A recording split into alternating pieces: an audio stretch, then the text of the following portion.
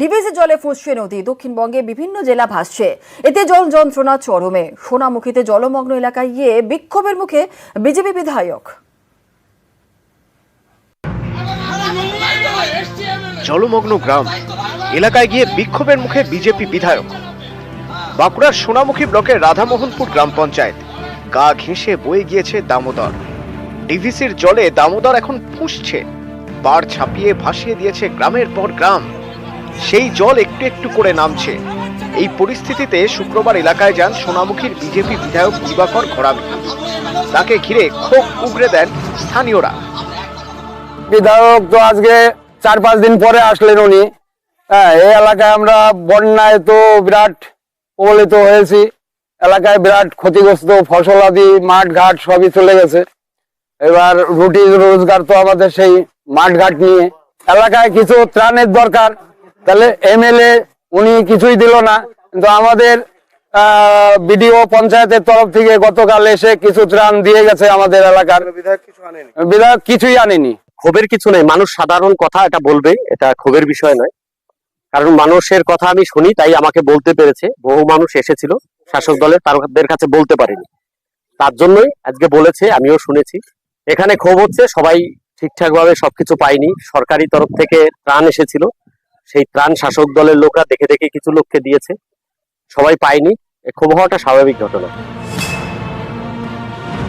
বিক্ষোভ দেখানোই স্বাভাবিক, কেননা গত 4 দিন উনি ময়দানে ছিলেন না। আজকে যখন জল কমে গেছে, জল কমে যাওয়ার পরে উনি নাটক করতে এসেছেন। এই নাটক দেখে স্বাভাবিকভাবেই সাধারণ সমস্ত মানুষ ওনাকে ঘিরে বিক্ষোভ দেখাচ্ছে। হাওড়ার উদয়নারায়ণপুর ডিভিসির জলে এখানে ভাসছে 11টি গ্রাম পঞ্চায়েত।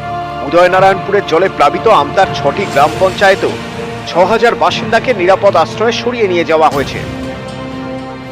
একদম দাবনা অব্দি জল, ঘর নেই। তারপরে তো ঘর ভেঙে গিয়েছে, ঘর আমরা চালা করে তিরপল টাঙিয়ে রয়েছি। সরকারি সাহায্য পাচ্ছেন?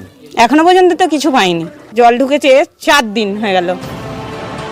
আমতার রাস্তায় জল, বাড়িতে জল। পশ্চিম মেদিনীপুরের ডেবরা, এখানে কাঁসাই নদী বাঁধে ভাঙন। জলমগ্ন 4টি গ্রাম পঞ্চায়েত।